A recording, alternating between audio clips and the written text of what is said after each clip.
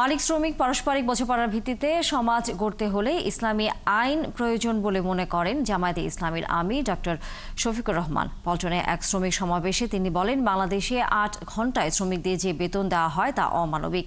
জামায়াত রাষ্ট্র ক্ষমতায় গেলে নারীরাও তাদের পছন্দ অনুযায়ী কর্মক্ষেত্রে যেতে পারবেন বলে জানান তিনি। আরও জানাচ্ছেন শহীদুজ্জামান সাকিব।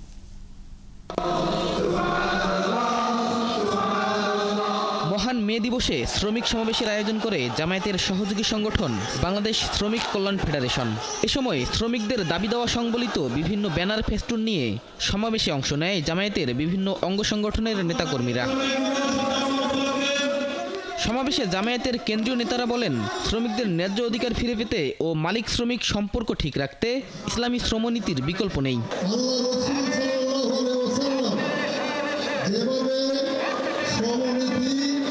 সাজিয়েছেন, ঠিক সেভাবে যদি আমরা শ্রমনীতি সাজাতে পারি তাহলে শ্রমিকদের আর কোনো সমস্যা থাকবে না।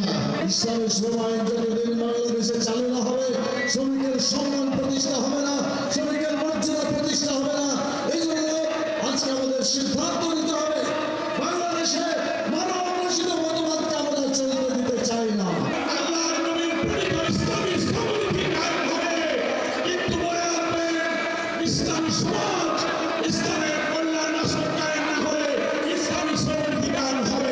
প্রধান অতিথির বক্তব্যে জামায়াতের আমির বলেন, শ্রমিক মালিক পারস্পরিক বোঝাপড়ার ভিত্তিতে টেকসই সমাজ গড়তে আল্লাহর আইন বাস্তবায়ন করতে হবে। কর্মঘণ্টা বিবেচনায় বাংলাদেশে শ্রমিকদের যে বেতন দেওয়া হয় তা অমানবিক বলেও মন্তব্য করেন তিনি।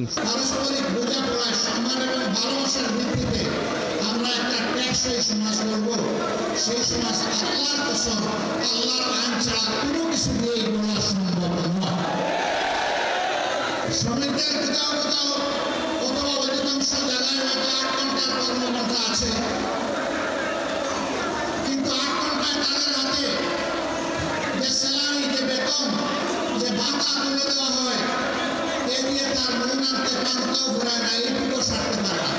আমরা এই অমানবিক জীবনের অবসান ঘটাতে চাই। দল রাষ্ট্র ক্ষমতায় গেলে নারীরাও তাদের পছন্দ অনুযায়ী কর্মক্ষেত্র বেছে নিতে পারবে বলে আশ্বস্ত করেন জামায়াত আমির। প্রতিপক্ষ আমাদের বিরুদ্ধে অপবাদ ছড়ায়, জামায়াতে ইসলামী ক্ষমতায় গেলে মহিলাদের আর কাজ করতে দেবে না, ঘর থেকে বের হতে দেবে না।